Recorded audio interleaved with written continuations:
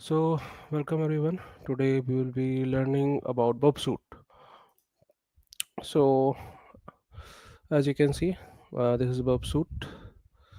Okay, I have a browser already open. Like I can just open a browser from here. Just go to proxy and just open the browser. So, first of all, what is Burp Suite? Right. So, Burp Suite is a web application security testing tool.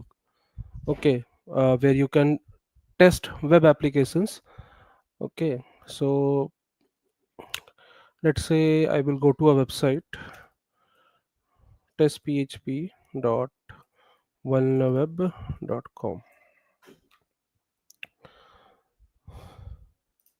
and also I will go to another website demo.testfire.net. So these are two websites. Okay, so generally, as you can see, this is our dashboard. At first we have, okay, and this is just doing some normal information. It is just showing you the information. Okay, now our main area comes at the target. Here, whatever website you are visiting or wherever you are going, it will get updated.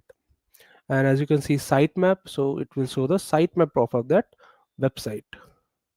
Okay, like if I go to test php one web, so like there is images, some images. Okay, images folder is there. So if I can just go here and do /images, uh, I can call for that specific directory and see there are two more GIF or GIF, whatever you say, okay, that are present here.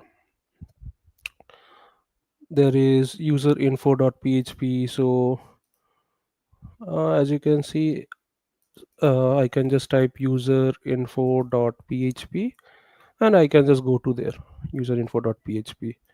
It will take time, but we will eventually get it.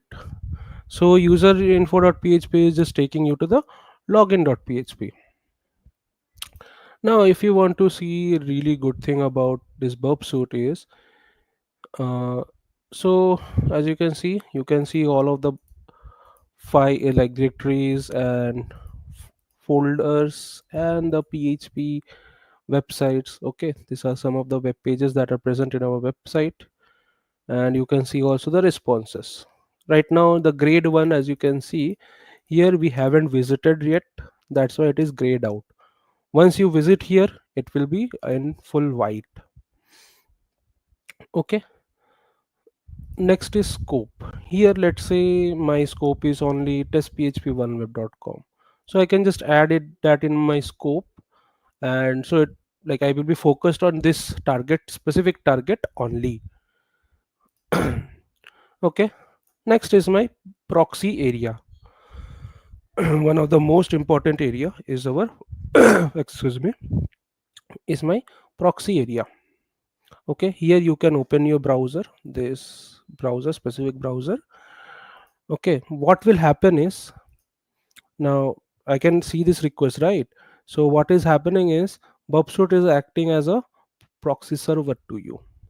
Okay, so whatever I'm searching here, it will go through Bubsuit and then to the internet. And same for the response. When the response is coming, like it will come from Bubsuit then to your browser. Okay, now uh, right now as you can see, sign up is disabled, but you can use the username test and password also test. So what if I do test and test, I can simply log in here. Okay, you have seen that I have done test, like I can just show you user info.php test here, username and password which are test which is going on.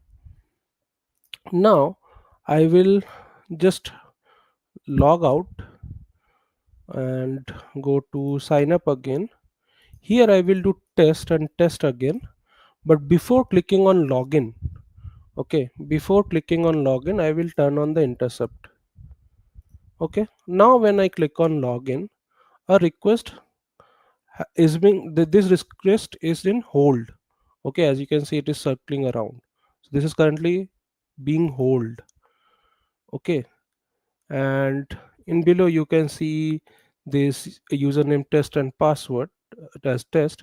What if I do pass and then forward this, and let me just turn off the intercept also, and it will take some time but it will not log me in. Okay, cause the username and password was wrong. So with intercept tab you can change something in the request. Okay, now let's say I'm doing a wrong password test, and 1 2 3 4 5 6 7 8 random I'm going on. Let me log in. So here you can see pass. Let me do it to test and test. So forward and intercept off. Now you can see I'm logged in. Okay, so this is the thing that I wanted to show you with the help of intercept. Next come HTTP history. Whatever requests you are making in the browser is being stored here. Okay, is being stored here. Test. Okay, then this request that I made, so it will be stored here. That's a great thing about our HTTP history area. Okay, uh, next is this is something else, not that much important right now. Next we will be moving on to the intruder tab. This is used for brute forcing stuff. Okay, this is generally used for brute forcing stuff. Like let's say here is my user info, I will send it to the intruder. Okay, and let's say I don't know the password. Okay, let's say I don't know the password. So what I can do here is, let's do one and add here. So when I click on add you will see payloads.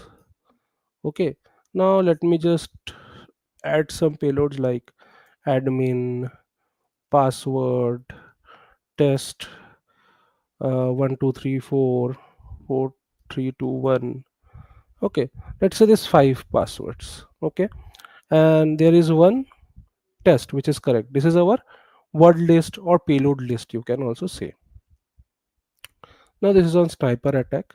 Now once I click on start attack, there will be a new pop-up. Okay, where we will be seeing some status code. As you can see, our password test is correct. Okay, password test is correct. Status code 200 it is showing, which is logging me in. Okay, 200 means okay. 302 is like redirecting it to you, like it will redirect back to you to the login page.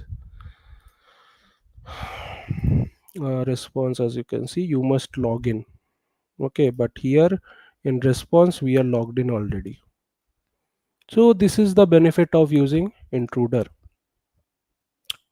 Next is so this was intruder. There are many things we can do with the help of intruder.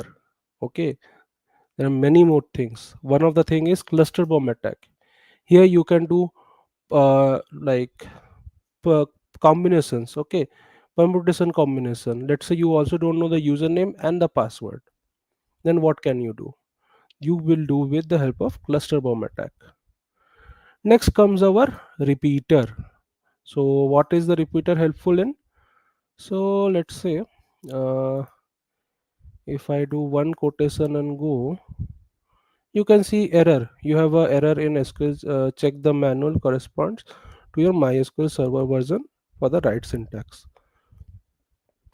Okay, now since I did that query, let me send it to the repeater. So this was searching for here now, but I have a test query here also. So if I do one quotation here, let's see what happens. In render, what do I get?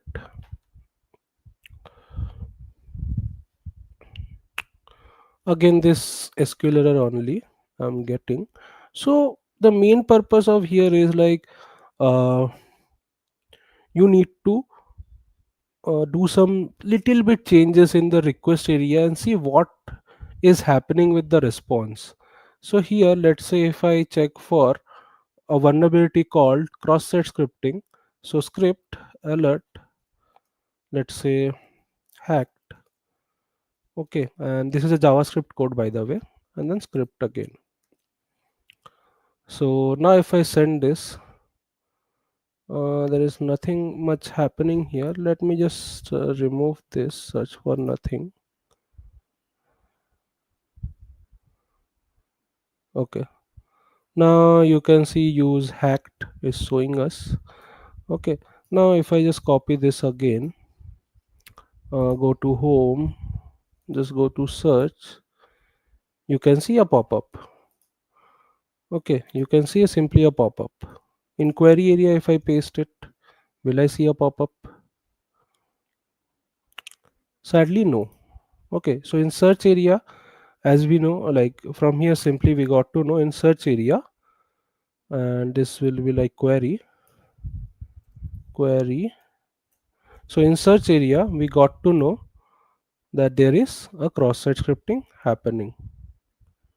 Okay, there is a simply cross-site scripting happening. So yeah, hacked.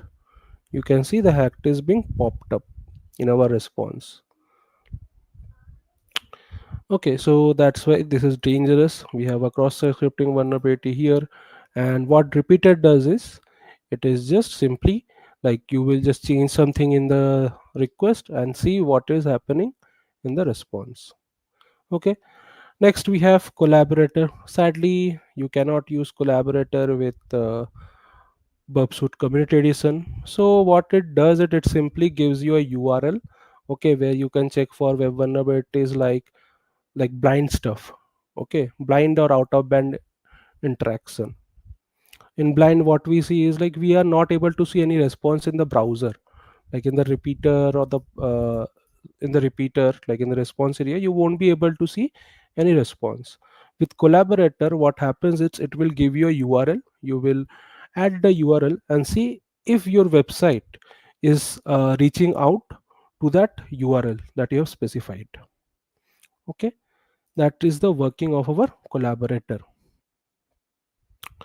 Next is sequencer, not much important right now.